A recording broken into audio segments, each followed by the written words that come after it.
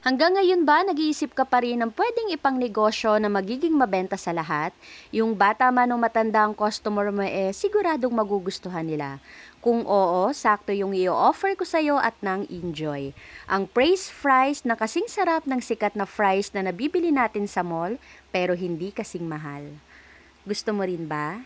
Tara, luto tayo. So for today's video nga, sobrang dali lang ng lulutuin natin ngayon. Dumating na kasi yung hinihintay ko from Enjoy. Ang praise fries na talaga namang napakasarap at pinag-uusapan. Tigda dalawang set yung dumating sa akin. Dalawang 500 grams ng praise fries. Lahat ng powder seasoning na meron sila, cheese, sour cream, and barbecue. At meron din pala silang deep powder mix. Kumuha na rin ako. Barbecue flavor, cheese, at sa mga mahilig dyan sa maanghang pero cheesy, sakto, meron silang chili cheese. At ang pinakamaganda sa lahat, meron silang potato fries cutter na kasama sa negosyo package na ino-offer ng Enjoy.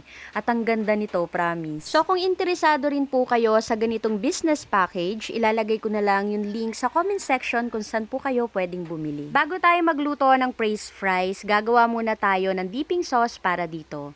At inuna ko na nga ginawa yung cheese flavor. Sa paggawa naman ito ay sobrang dali lang. Bali, maglalagay lang kayo kung gaano karaming sauce yung gusto ninyong gawin. Then, mag-a-add kayo ng hot water. At kung nalilito po kayo kung gaano ba karami yung hot water na ilalagay dito sa paggawa ng dipping sauce, don't worry kasi po may instructions naman po yan sa bawat packaging kung paano ito gawin. After ko nga magawa lahat ng dipping sauce, pwede na tayong mag-start na gumawa ng napakasarap na praise fries. Sobrang dali lang naman itong gawin. Bali, sa isang mixing bowl, ilagay natin yung 500 grams ng praise fries.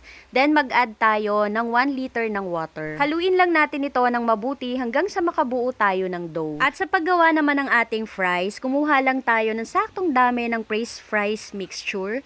Then, ilagay natin dito sa potato fries cutter. I-flat lang natin yan, then isara at i-press. Makikita ninyo, nalalabas na yung praise fries sa ilalim. At sobrang dali lang naman itong putulin. Gumamit lang kayo ng spatula or knife. At tignan nyo naman kung gaano kaganda yung ating lulutuing fries. At sa pagluluto naman ito ay sobrang dali lang. Magpainit tayo ng mantika at ilagay yung ating praise fries. Sobrang dali lang din pala nitong maluto. Around 2 to 3 minutes ay luto na. Prituhin lang natin ito lahat hanggang sa matapos. At sa 500 grams or 1/2 kilo ng ating praise fries, sobrang dami na nating magagawa. After ko ngang maluto lahat, hinati-hati ko pala ito. Yung iba, nilagyan ko ng powder seasoning na cheese, barbecue, and sour cream.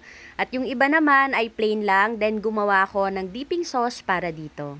Gusto mo rin ba? Tara, kain tayo. Hello everyone! For today's video, bibigyan ko kayo ng isang magandang business idea na siguradong magiging mabenta. Ang praise fries ng Enjoy. So ito munang titikman natin, yung nilagyan natin ng sour cream, barbecue, at ng cheese. So, unahin ko na tong sour cream. Ayan. Ito naman yung cheese. Ito naman, barbecue. Ang sarap ng barbecue. Ito naman yung may deep cheese flavor ito. Ito naman yung barbecue flavor. Ang sarap talaga yung barbecue flavor ng Enjoy. At yung last flavor na meron tayo ay yung chili cheese. Ito naman, favorite ng anak ko. Yung bunso ko kasi, napakahilig niya sa maanghang.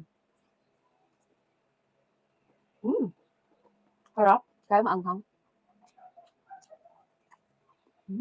So kung nag-iisip po kayo ng pwedeng ipang negosyo na siguradong magiging mabenta, try nyo po yung praise fries from Enjoy.